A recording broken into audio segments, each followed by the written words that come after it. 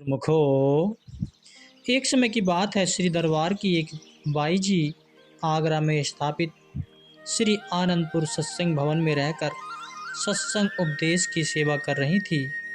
एक दिन वह आगरा में यमुना जी के किनारे के रास्ते एक गुरुमुख भक्तनी के साथ पैदल ही कहीं जा रही थी और घाट के निकट पहुंचकर सीढ़ियों पर बैठ गई। वहीं बैठे बैठे अचानक उनके हृदय में यह विचार उत्पन्न हुआ कि भगवान श्री कृष्ण जी का अवतार तो मथुरा नगरी में हुआ था, परंतु उन्होंने गोकुल एवं वृंदावन में अनेक स्थानों पर अपने प्रिय बाल सखाओं के साथ लीलाएं की।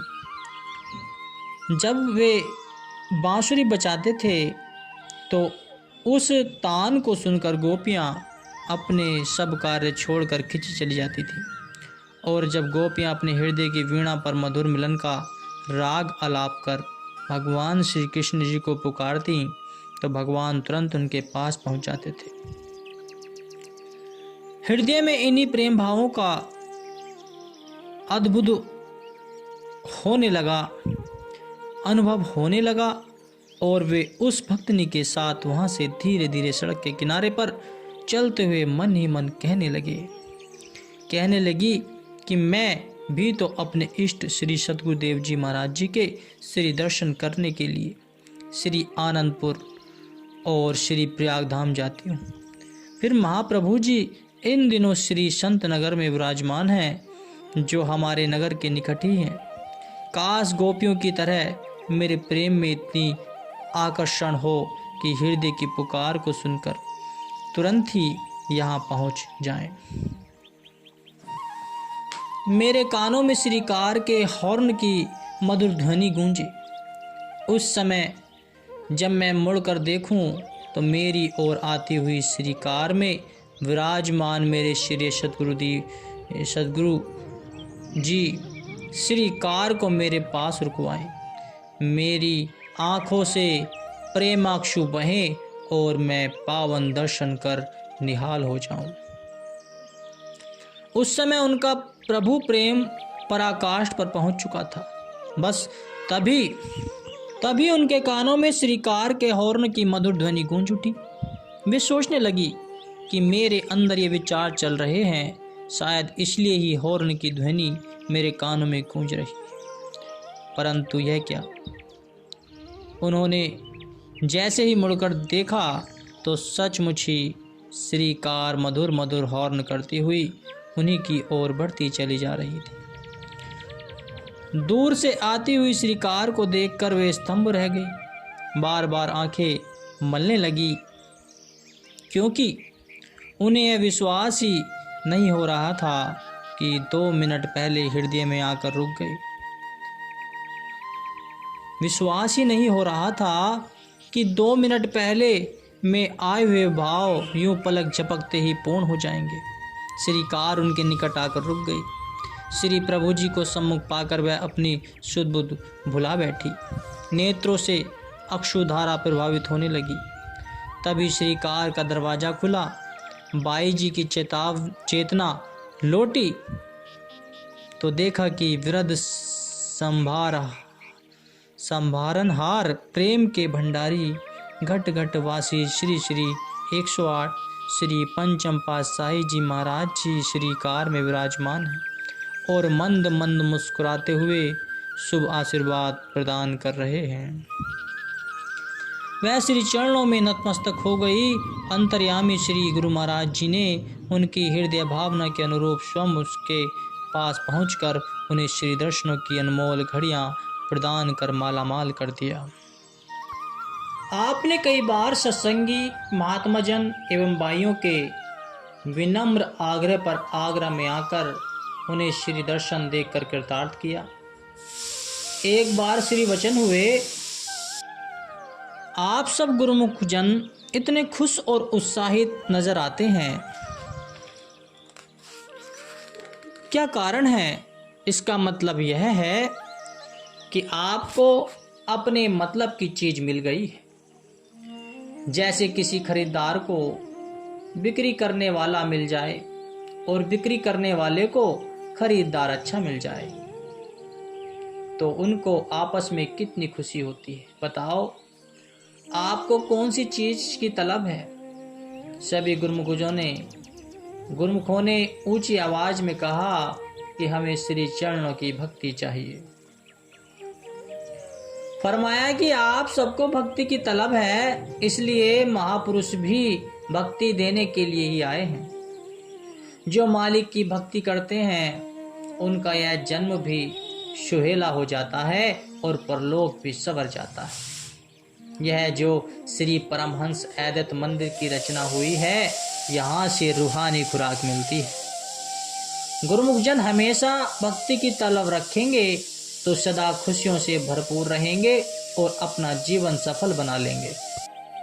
महापुरुषों की भी यही इच्छा है कि आप खुशी से सराबोर रहें और हमें भी बहुत प्रसन्नता हुई है। श्री वचनों को श्रवण कर आई हुई समस्त संगत श्री इस परम सौभाग्य को पाकर कृतार्थ हो गई। आपने बाई प्रकाश प्रतमानंद जी को बुलाकर कहा कि हमें राजधानी एक्सप्रेस से कलकत्ता की ओर जाना है। हम चाहते हैं कि ट्रेन उस स्टेशन से ले जहां भीड़ भाड़ न हो और एकांत हो। हमारे विचार से कानपुर ठीक रहेगा। आप वहां जाकर शहर के कोलाहल से दूर हो किसी ऐसे शांत व एकांत स्थान पर प्रबंध करो जहां हम कुछ घंटे ठहर पाएं। अगले दिन श्री प्रभु की जी आगरा से प्रस्थान कर श्री संत नगर पहुंच गए। बाई जी कुछ प्रेमी भक्तों के साथ कानपुर की ओर चल दी। वहां जाकर कई स्थान देखे परंतु कोई भी उपयुक्त न लगा। तभी किसी भक्त ने कहा कि मेरे निकट संबंधी हैं जिनकी शहर से हटकर साबुन की फैक्ट्री है और उनका निवास स्थान भी वही है। उनकी सत्संग में कोई रुचि तो नहीं है परंतु मुझे भरोसा है कि वे श्री गुरु महाराज जी के सम्मान में कोई कमी नहीं छोड़ेंगे। बाई जी भक्त जी को लेकर उनके घर पहुंची और अपने आने का प्रयोजन बताया। परिवार में खुशी की लहर दौड़ पड़ी और वे इस कल्पना में खो गए कि क्यों इतने बड़े महापुरुष हमारे घर पधारेंगे, हमें कृतार्थ करेंगे। उन्होंने सहर्ष स्वीकृत दे दी और इस शुभ घड़ी और शुभ सुयोग से मिलने वाले आनंद के लिए आभार भी प्रकट किया। उनकी स्वीकृति पाकर बाई जी ने श्री चरणों में पहुंचकर विनय की कि महाप्रभु जी ने मंद मंद मुस्कुराते हुए फरमाया कि उनके भाग्य उदय होने का समय आ गया। इस सहयोग को पाकर वे भी दरबार से जुड़कर अपना कल्याण कर सकेंगे। बाई जी निर्धारित समय पर सब सामान लेकर कुछ भक्तों सहित कानपुर के घर पहुंची। भक्तों ने मिलकर सारे घर को सजाना आरंभ कर दिया। अपनी आवश्यकता के अनुसार सारी व्यवस्था की। घर वालों ने तो मूर्ति पूजा में विश्वास करते थे और न ही उनकी सत्संग में कोई विशेष रुचि थी। फिर भी वे बड़े कौतूहल से सब तैयारियों का आनंद लेने लगे और उस पावन वेला की प्रतीक्षा करने लगे जब महाप्रभु जी उनके घर में आंगन को पवित्र करेंगे। उधर श्री संत नगर से प्रस्थान कर श्री प्रभु जी की श्री कार मधुर हॉर्न बजाती हुई साय समय कानपुर उनके निवास पर पहुंच गई। साथ में प्रेमीजनों की एक बस भी आई थी। सब मिलकर उच्च स्वर में जयकारे बोलते हुए भजन गाने लगे। भक्तों को इस प्रकार आनंद में विभोर हुआ देख उस घर के सभी सदस्यों पर अद्भुत प्रभाव पड़ा। श्री दर्शन पाकर उनकी अंतर आत्मा को हृदय एवं सुखद अनुभूति होने लगी। आपने सिंहासन पर विराजमान होकर श्री वचनों की अमृत वर्षा करते हुए फरमाया। गुरुवाणी का वचन है, 184 भरतिया दुर्लभ जन्म पायो, नानक नाम संभालितो 100 दिनु नेड़ा आयो। 84 लाख योनियों के बाद तुझे जन्म मिला है। अगर मालिक का नाम हृदय में नहीं बसाया, उसकी संभाल नहीं की और बाकी चीजों का दिल से त्याग नहीं किया तो फिर 84 तेरे नजदीक आ रही है। जीव को फिर से 84 में धकेला जाएगा। कारण क्या है कि जैसे कर्म करेगा, जैसे संस्कार अपने साथ ले जाएगा, उसी के अनुसार कुदरत उसका फल देगी। इसलिए नाम सुमरन में चित लगाने का यह लाभ होता है कि इंसान के दुख दर्द और भय सब दूर हो जाते हैं और इंसान सुख में वास करता है। किलबिस संभे उतरने नीत, नीत गुण गाऊं, कोटि कलेश उपजहि नानक बिसरे नाऊं। फरमाते हैं कि इंसान की सारी कलह, कल्पना, क्लेश, दुख व दर्द सब मिट जाते हैं जो चित्त को मालिक की याद में लगाता है, नाम को जपता है। नाम को चित्त से भुला देने से ही जीव को दुख व्यापता है। इसलिए महापुरुष ये फरमाते हैं कि भले ही संसार में रहो, मगर उठते बैठते चलते फिरते दिल में मालिक की लगन हो, लिव सच्चे नाम से जुड़ी हुई। फिर ऊपर से भले ही सारे काम करो, अगर इसी प्रकार अपना जीवन गुजारोगे तो यहाँ भी जीवन सुखी होगा और परलोक भी सुधर जाएगा। यही मानुष जन्म का लक्ष्य है। इन वचनों को श्रवण कर उनके मन का समस्त अंधकार दूर हो गया, हृदय दिव्य आलोक से प्रकाशित हो उठे। श्री चरणों में आकर विनय करने लगे कि हम तो बहुत नादान और अज्ञानी जीव हैं, आप हमें भी अपने सच्चे नाम की दीक्षा देकर कृतार्थ करें। महाप्रभु जी ने अपनी असीम अनुकंपा करते हुए पूरे परिवार को नाम दान दे दिया और श्री आनंदपुर दरबार की महिमा से अवगत कराया। वे तो अपने भाग्यों की सराहना करते हुए नहीं थकते थे। श्री दर्शन और पावन वचनों का उन पर ऐसा विस्मयकारी प्रभाव पड़ा कि वह सारा परिवार अगले मास वैसाखी के पर्व पर श्री आनंदपुर दर्शनों के लिए पहुंच गया। श्री प्रभु जी ने एक ही दृष्टि में सबको निहाल कर दिया। महापुरुषों की हर कार्यवाही में गहन राज छुपे होते हैं गुरुमुख। अपनी रूहों का कहाँ, कब और कैसे निस्तार करना है यह तो सब वे जानते हैं और उसी अनुरूप सारी रचना भी स्वयं रचा देते हैं। श्री आनंदपुर से श्री सद्गुरुदेव महाराज जी श्री संत नगर में पधारे। यहाँ के स्थायी निवासी गुरुमुखों को अपना अमूल्य समय प्रदान करते हुए समीप बुलाकर फरमाया कि सब गुरुमुखों को नाम सुमरन का सुरक्षा कवच मिला हुआ है। इसके द्वारा मन माया के आक्रमण से स्वयं को सुरक्षित कर सकते हैं तथा बाहर की प्रतिकूल परिस्थितियों का सामना भी कर सकते हैं। अभिप्राय यह है कि जब जब भी दुख, भय, क्लेश आदि का वातावरण उपस्थित हो तो नाम सुमिरन करते हुए इस विकट स्थिति से त्राण पा सके। गुरुमुखों को सदा सावधान एवं सतर्क रहना चाहिए। श्री आज्ञा और मौज पर चलते हुए जीवन को सुख रूप बनाएं और सुरक्षित रहें। महात्मा जी ने श्री चरणों में विनय की कि प्रभु आपने हमें हर तरफ से सुरक्षित कर दिया है। हर वर्ष वर्षा ऋतु में नदियों में उफान आने से आसपास के गांव में बाढ़ आ जाती है। श्री संत नगर और प्रेम नगर इस खतरे में से बाहर रहते हैं। आपने फरमाया कुदरत के विधान में हम हस्तक्षेप नहीं कर सकते हैं। कभी कभी गुरुमुखों को भी ऐसी समस्या का सामना करना पड़ सकता है। इस वर्षा ऋतु में अनाज, दालें आदि 2 मास के लिए संचित कर लेना। श्री वचनों के पश्चात सबने मत्था टेका और महाप्रभु जी ने अपने कर कमलों से उन्हें प्रसाद दिया। बाहर आकर एक दूसरे से कहने लगे कि 2 मास की भोजन सामग्री को संचित करना। इन वचनों में कोई रहस्य अवश्य है। सचमुच ही जुलाई मास में अत्यधिक वर्षा होने से नदियों में पानी का स्तर इतना बढ़ गया कि गांव में घरों की छतों तक पानी पहुंचने की स्थिति बन गई। इससे बचाव हेतु रात्रि समय गांव वालों ने मिलकर श्री संत नगर के परकोट को 2-3 स्थानों पर खंडित कर दिया। समीप ही प्रेम नगर चक्की दीवार को भी 1-2 स्थान से तोड़ दिया।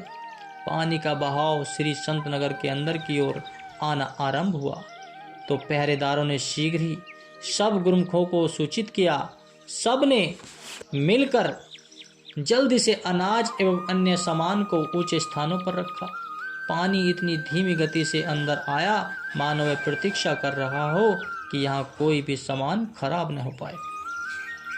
श्री परमहंस अद्वैत मंदिर और सत्संग भवन की ओर का स्थान सूखा ही रहा। प्रबंधक महात्मा जी ने श्री चरणों में विनय भेजी कि श्री गुरु महाराज जी ने तो हमें समय से पहले ही सचेत कर दिया था कि बाढ़ की स्थिति आने वाली है, परंतु हमने विशेष ध्यान नहीं दिया। अब बाढ़ आने से श्री मंदिर में आरती पूजा पर जाने की कठिनाई आ रही है। महाप्रभु जी ने फरमाया कि बुजुर्गों को छोड़कर बाकी गुरुमुखों के लिए मंदिर तक जाने के लिए बस का प्रबंध कर दो, शीघ्र ही स्थिति ठीक हो जाएगी। सचमुच ही 3 दिनों में सारा पानी उतर गया और बिना कोई हानि पहुंचाए सब कुछ पहले जैसा हो गया। इसके पश्चात आसपास के गांवों के मुखियों ने महात्मा जी का धन्यवाद किया और कहा कि हमारे द्वारा श्री संत नगर की 4 दीवारी को तोड़ने पर भी आपने कोई आक्षेप नहीं किया। इससे हमारे गांव में मकान डूबने से बच गए। महात्मा जी ने कहा कि सब पर श्री गुरु महाराज जी अपनी कृपा बरसा रहे हैं। सत्य तो यह है कि परोपकारी संत सत्पुरुष सबकी हित चिंता करते हैं। श्री संत नगर से आप आगरा में पधारे और श्री प्रभु जी का आगमन सुनकर संगतों का तांता लग गया। काफी संख्या में संगत के आ जाने के कारण पंडाल में श्री दर्शनों का आयोजन किया गया। तभी अचानक ही बहुत जोरों का तूफान आ गया, इतना भयानक कि उस तूफान की लपेट में पेड़ पौधे सभी जड़ सहित जमीन पर धराशायी हो गिरने लगे। उस भयावनी तूफान में भी संगतों के चेहरे पर कोई शिकन नहीं आई और श्री सद्गुरुदेव महाराज जी भी मुस्कुराते हुए सबको श्री दर्शन एवं आशीर्वाद प्रदान कर रहे थे। किसी ने अपने मित्र से कहा कि तुम्हें भय नहीं लग रहा है? उसने उत्तर दिया, भयहारी भगवान तो सम्मुख विराजमान है, फिर हमें भय काहे का। ऐसे समय में संकटहारी प्रभु नाम के सुमरन से सब भय बाधाएं दूर हो जाती हैं। सेवकों ने विनय की, स्वामी जी कृपा करके अंदर चलिए, तूफान बढ़ता ही जा रहा है। पंडाल में लगी बल्लियां उड़ रही थी। श्री वचन हुए, नहीं, पहले पूरी संगत सकुशल घरों में चली जाए। जब संगत घरों में चली गई तो वचन हुए कि किसी प्रेमी का घर है यहाँ। तो भक्त दयाराम जी वहाँ पास ही खड़े थे, जो कई बार श्री प्रभु जी को अपने घर श्री चरण डालने के लिए विनती कर चुके थे और श्री प्रभु जी ने सहज ही फरमाया था कि आएंगे। उन्होंने तुरंत ही कहा कि दास का घर पास ही है। श्री गुरु महाराज जी ने उस भक्त जी के घर कृपा की। जैसे ही पंडाल से उठकर अंदर घर में प्रवेश किया, वैसे ही पूरे का पूरा पंडाल तूफान में बिखर गया। कुछ प्रेमी धीरे धीरे तूफान समाप्त होने तक वहीं दर्शन करके अपने भाग्य मनाने लगे। सत्पुरुषों की करनी व अपार महिमा का वर्णन करने में जीवा सक्षम नहीं है गुरुमुख। किस प्रकार प्रेमियों की आत्मिक तृष्णा को शांत करने के लिए महापुरुष अपने तन पर अनेक कष्ट सहन कर सदैव परोपकार में लगे रहते हैं।